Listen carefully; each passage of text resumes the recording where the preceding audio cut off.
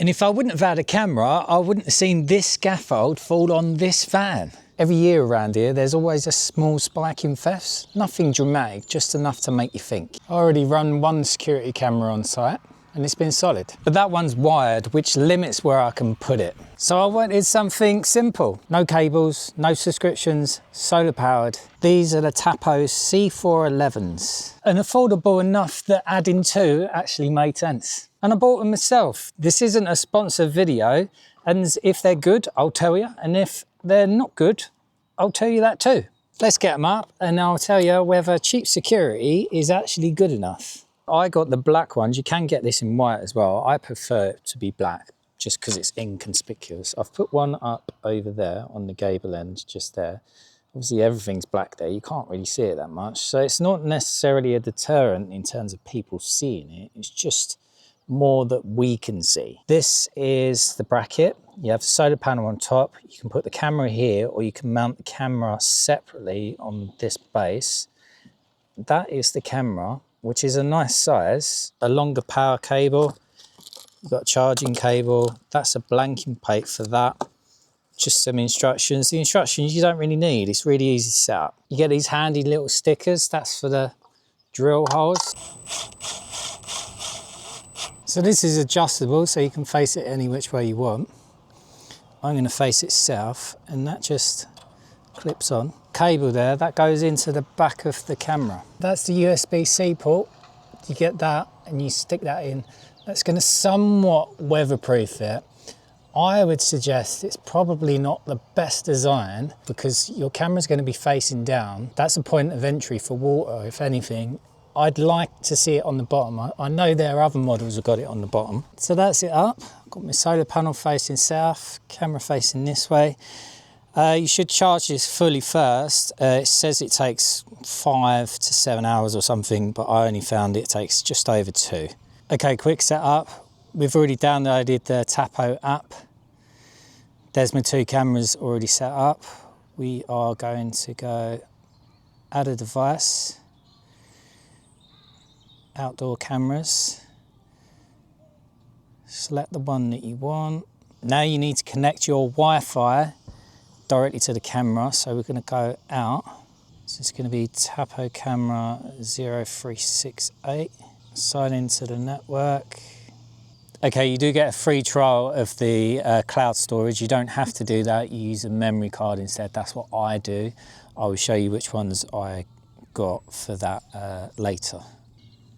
Okay, and there it is. I am in the middle of the countryside here. There's not that many buildings or houses in this little group here, but someone not too far away has woke up a couple of weeks ago with 3 shadowy figures outside their bedroom window, and a shed close by that property as well got robbed up. So that's the reason why I've got the cameras. We can see what's going on. It does give you alerts. There's AI set up on it, so I'll show you that later. So far I really like these. They're really cheap, they're compact. I like that they come in black as well. I will be doing a hardwire system for the house in the future, but in the meantime these cameras are perfect. I do have a driveway alarm as well, and also you will need Wi-Fi that reaches outside so these cameras can actually work. I have outdoor Wi-Fi that runs on 2.4 gigahertz. You can get ones that run on 5 gigahertz, but don't do that because that's illegal. I'm pretty sure that these only run on 2.4 anyway, so that's all you need. I'm just waiting for my memory cards to turn up. I'll pop them in. I'm going to use the cameras for a couple of weeks, and then I'll come back and tell you exactly what I think about them. And if I wouldn't have had a camera, I wouldn't have seen this scaffold fall on this van. But before we look at the damage, let's explain why this happened. So the scaffold was up to put the camera on. I would have taken it down, but I needed to put a memory card in. I didn't put the memory card in because my other half forgot to order it, and then we went away for a couple of days. I left the scaffolding up as a result. The scaffolding wouldn't have fallen down had I have put the memory card in. It wouldn't have fallen down had I have not put the camera up in the first place. And the only reason why I saw that it fell down was because I had a camera. This is the memory card that we're going to go with. I've got links in the description for this and the cameras. It's a high endurance card. It's designed for this kind of thing. It's only 64GB. Now, I think that's enough because I've got 128 in the original camera and it's recording stuff, and I got bored with checking back. It records like at least a month's worth and we're walking backwards and forwards past it all the time. Let's show you the damage on the van. So we have got away with it, not too shabby. So there's a big dent there. There's a scrape down here. There's scrapes up here as well. And then I think that's where it hit. There's a little dent there as well. See, I've got away with that one, eh? So these cameras, they detect motion and they record it at a time, whether it's different types of motion.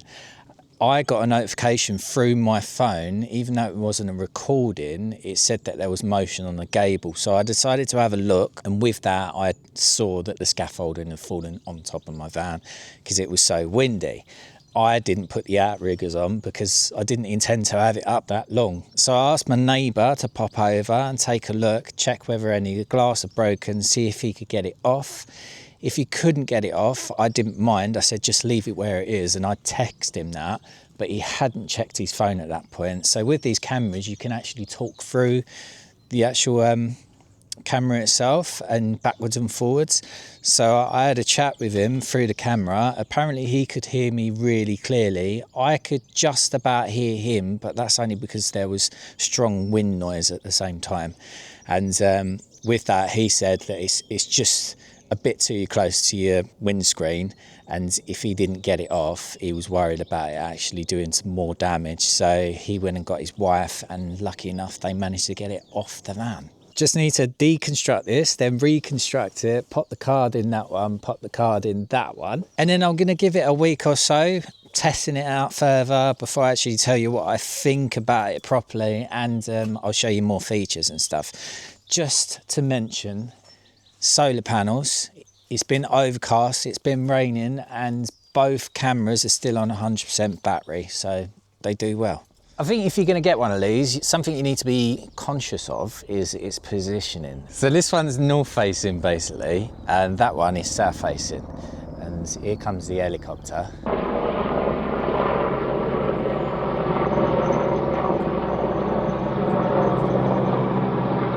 At certain times in the year, you're going to have condensation in the air that's going to drop on stuff. So I'll show you my windscreen. That's what happened the other night.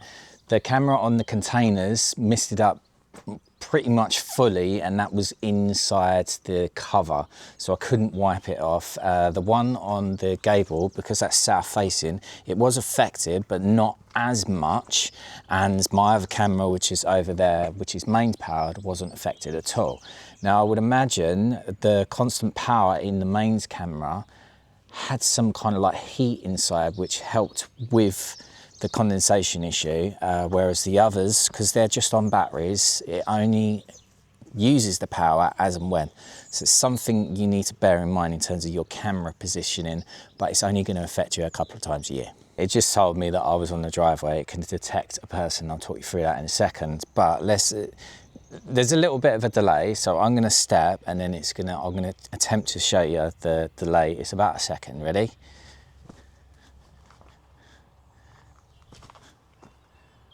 It's maybe half a second. Right. We can set up motion detection or person detection. I've got both of them on, and I've increased the sensitivity up to 10. Now, that's going to track you from further away rather than closer. But if you just need to set zones, you can edit it. And say I only wanted to see, like, I don't want to get my neighbours over there. So I could just set it to like here. Just say I wanted to detect people in this area. If they're gonna go after my containers, I can do that. So bear in mind, obviously them features are good, the AI features, and that's when it actually records. It doesn't mean to say you can't just look at the cameras as and when. That's what I do. If the driveway alarm goes off, then I'll switch on this one on my phone and I can check who's on the driveway and what's happening. It'd be handy if you could just hit record as and when, but I don't suppose it really matters. Sensitivity of it, even though it's maximum, I say you need to be within 6 meters to pick up people. I mean, this can be interfered with quite clearly. It's not that high. you could do something to it. And if the activities on the cards, that's probably something you need to think about, because they could just take the card or take the camera and then you've got no record of it, basically. That's why you'd have information stored in the cloud, etc. If it's further up out the way, they haven't got a chance of doing that, but it's not necessarily going to pick anyone up. Just to mention, if you're interested in the driveway alarm as well, I'll put a link in the description. It's just a cheap one from My Dome. It does work. I've got the unit in there, and obviously the sensor's all the way over there, so it works over a distance. They're quite good. If you're interested in these cameras as well, I'll put a link in the description as well. For 50 quid or less than 50 quid, I think it's worth it. And the limitations that you have with these, I think you would have with most systems anyway, regardless. You can put it anywhere pretty much. As long as you've got a little bit of sun, they're going to be all good. Okay, so this is the microphone. And if you haven't liked this video so far, then you need to. And give me some high points. I want high points. It's useful for other stuff other than security as well. This little thing, Maggie, the other day, she went missing, and I happened to just like flick up the gable camera and it recorded me walking into the lodge, and in the corner of the screen, if you look carefully, you can see her darting across to next door. So if you're interested in a camera setup and you just want something simple, straightforward, easy to install with no cables or all that palaver, then I reckon this is a pretty good option out there. I'm happy with it. I'd recommend it.